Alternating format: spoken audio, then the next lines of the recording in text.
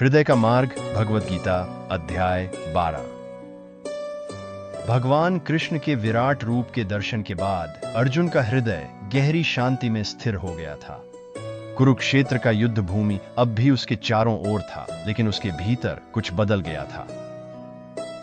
अब उसे बाहर के युद्ध का भय नहीं था। अब वह अपने भीतर के युद्ध को लेकर जिज्ञासु था।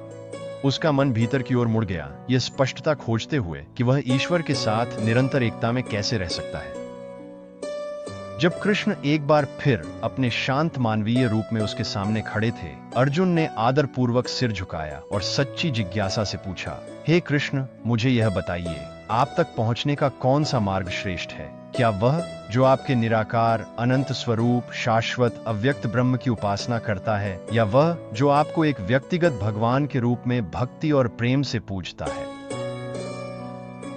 कृष्ण हल्के से मुस्कुराए, जैसे कोई शिक्षक तब मुस्कुराता है जब कोई छात्र सही प्रश्न पूछता है। दोनों मार्ग मुझ तक ही आते हैं, उन्होंने कहा। जो लोग अपने मन को मेरे अव्यक्त स्वरूप, निराकार, सर्वव्यापी आत्मा में स्थिर करते हैं और दृढ़ अनुशासन तथा आत्म संयम के साथ साधना करते हैं, वे भी मुझ तक पहुंचते हैं।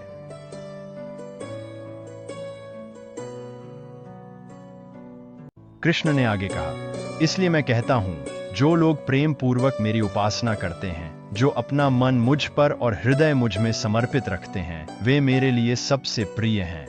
वे अपने कर्तव्यों का पालन करते हैं, सभी कर्म मुझे अर्पित करते हैं और सरल हृदय से जीवन जीते हैं। वे सुख दुख में कभी विचलित नहीं होते। उनका प्रेम शुद्ध होता है, जिसमें कोई आसक्ति, अहंकार या क्रोध नहीं होता।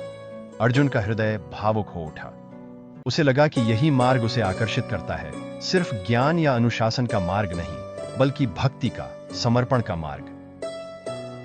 और तब कृष्ण ने ऐसे भक्त के स्वभाव का वर्णन किया। सिर्फ यह नहीं कि वे क्या करते हैं, बल्कि वे वास्तव में हैं कौन। अर्जुन, कृष्ण ने कहा, मेरा सच्चा भक्त वह है जो सभी प्राणियों के प्रति दयालु और करुणामय होता है।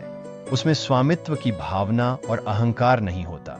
वह सुख दुख में संभव रखता है, क्षमाशील और संतुष्ट रहता है। वह आत्मसंयमी, अपने संकल्प में दृढ़ और अपना मन तथा बुद्धि मुझ में समर्पित कर चुका होता है। अर्जुन के विचार उन महान योद्धाओं की ओर मुड़ गए जिन्हें वह प्रशंसा की दृष्टि से देखता था। वे जो युद्ध में शक्तिशाली थे, ज्ञान में दृढ़ थे। फिर भी यहाँ कृष्ण एक अलग प्रकार की शक्ति का वर्णन कर रहे थे, हृदय की शांत शक्ति का। कृष्ण बोले, ऐसा भक्त न तो संसार को विचलित करता है, न ही संसार से विचलित होता है। वह न तो इच्छा से संचालित होता है, न ही भय से। वह आसक्ति रहित होता है, लाभ और हानि से मुक्त रहता है और सम्मान या अपमान से अप्रभावित रहता है। वह आवश्यकता पड़ने पर मौन रहता है, जो भी मिलता है उसमें संतुष्ट रहता है और एक स्थिर मन के साथ सरलता से जीवन व्यतीत करता है। अर्जुन ने ये गुण युद्ध के नायकों में नहीं, बल्कि ज्ञानी आर्षियों, विनम्र बुजुर्गों, दयालु ग्रामीणों और मासूमों में देखे, उन लोगों में जिन्हें अक्सर अनदेखा कर दिया जाता है। उसे एहसास हुआ कि भक्ति के लिए न तो धन चाहिए, न ही अनुष्ठान या जटिल समझ। इसके लिए केवल एक शुद्ध हृदय चाहिए। कृष्ण के शब्द और भी कोमल हो गए।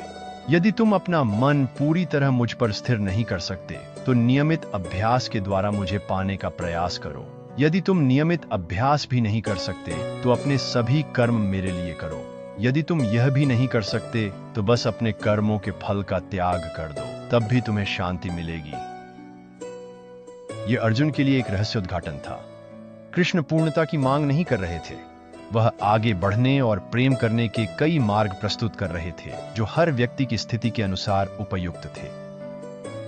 और सभी मार्गों में कृष्ण ने कहा, भक्ति सबसे सरल और सबसे श्रेष्ठ है। जो लोग केवल शुष्क ज्ञान या अनुष्ठानों का पालन करते हैं, उनसे भी बढ़कर वे हैं जो पूरे हृदय से मुझसे प्रेम करते हैं। ऐसा भक्त मुझसे सबसे निकट होता है।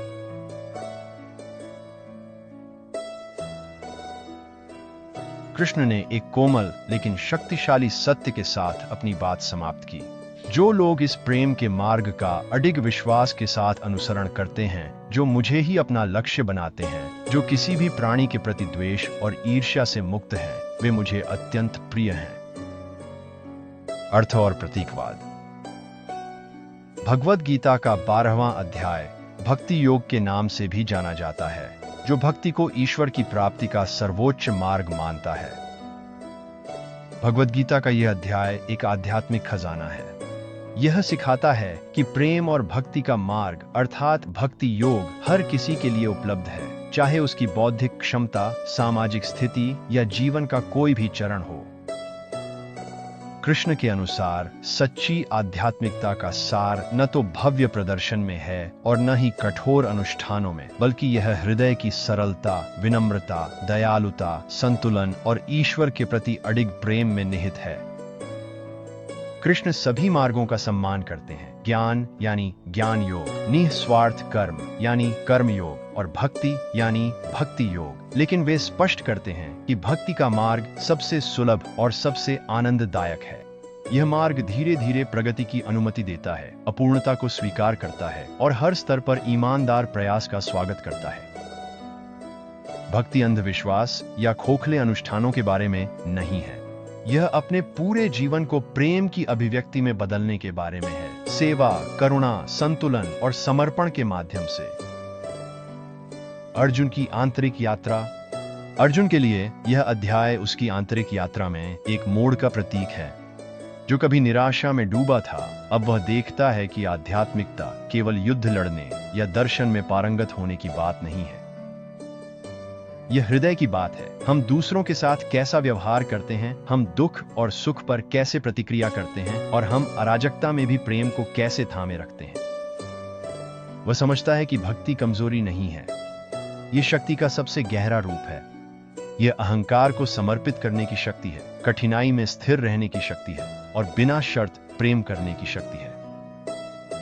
सभी के लिए एक संदेश। आज की दुनिया में जहां कई लोग दबाव के बीच शांति की तलाश करते हैं, यह अध्याय एक शाश्वत संदेश देता है। आध्यात्मिक होने के लिए आपको न तो परिपूर्ण, न ही शक्तिशाली और न ही अत्यंत ज्ञानी होने की आवश्यकता है।